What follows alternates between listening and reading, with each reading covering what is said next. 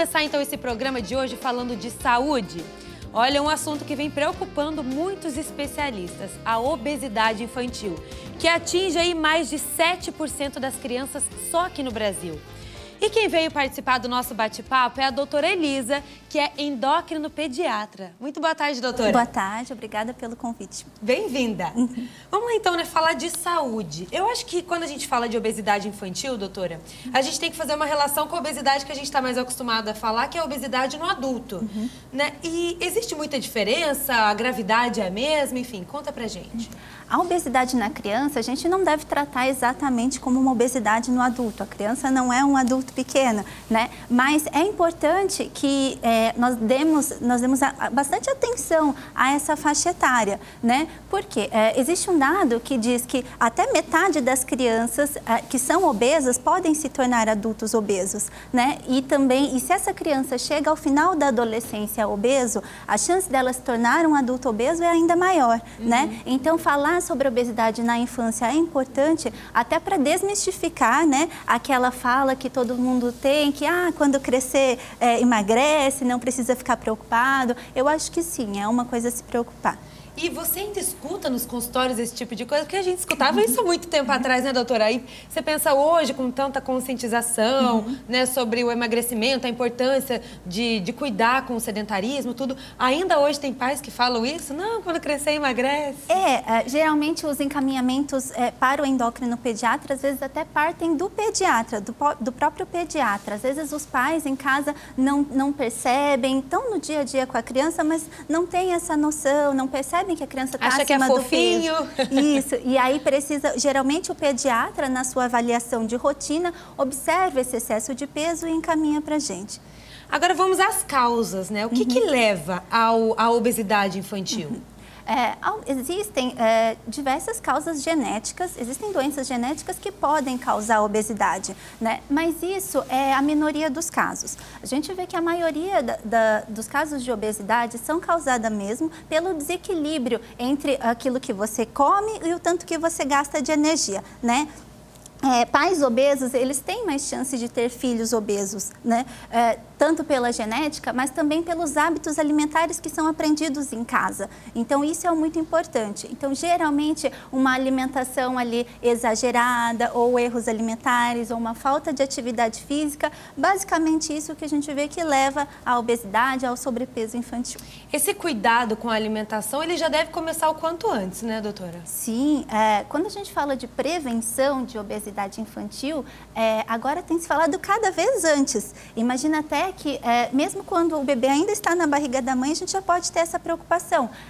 O peso da mãe na gravidez, isso pode interferir, né? A amamentação exclusiva até os 6 meses de idade é um fator protetor à obesidade numa fase adulta também. É um ponto importante, E depois, né, dos 6 meses, quando nós começamos a introdução alimentar, essa introdução alimentar, quanto mais saudável e evitar os açúcares até os 2 anos de idade, tudo isso, então, já é para o nosso planejamento de evitar a obesidade. Tá certo. Então, falamos um pouquinho de prevenção, né, das causas.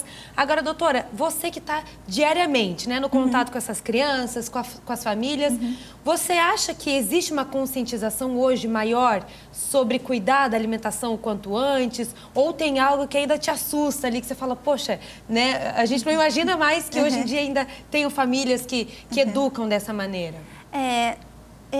Eu acho que, em parte, sim.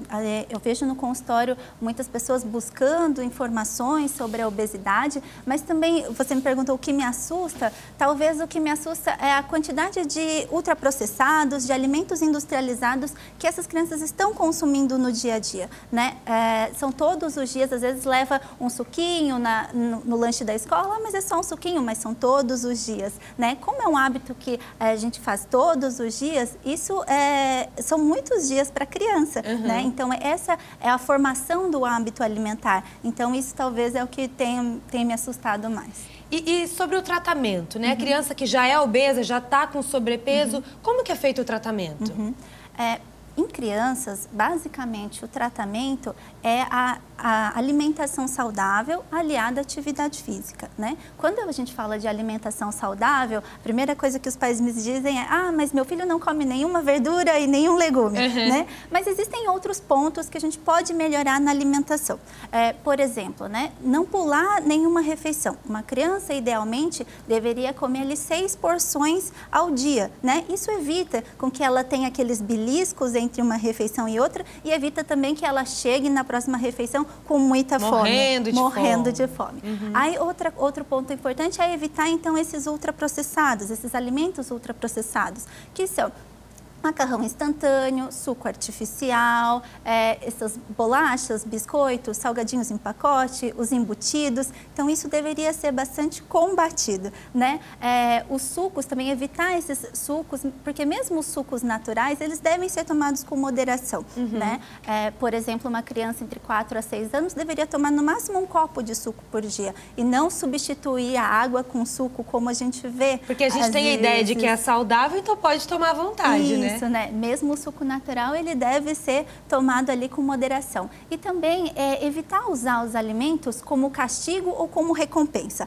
Por exemplo, não vai sair da mesa enquanto não comer tudo. Ou, olha, se você se comportar bem, nós passamos na lanchonete. Então, evitar esse tipo de comportamento, né? A atividade física, ela deve ser feita 60 minutos, a orientação é que seja 60 minutos por dia, todos os dias, mas não necessariamente uma atividade regulamentada, assim, escolinha de natação, futebol. Pode ser uma atividade, pode e deve ser.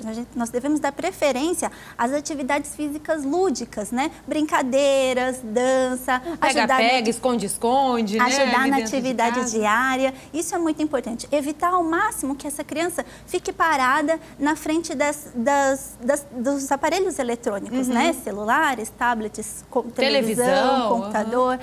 A orientação é que as crianças fiquem na frente desses aparelhos por no máximo 2 horas ao dia, né? Essa é a recomendação. Essa é a recomendação. E além da alimentação e da atividade física, é importante também ver se o nosso filho está dormindo bem, né? O sono também, um bom sono, ele ajuda ali na prevenção da obesidade e cada faixa etária tem uma quantidade de sono necessária. Ótimo. Doutora Elisa, então, falando com a gente sobre a obesidade infantil, muito importante, viu, para vocês crianças que estão assistindo a gente também.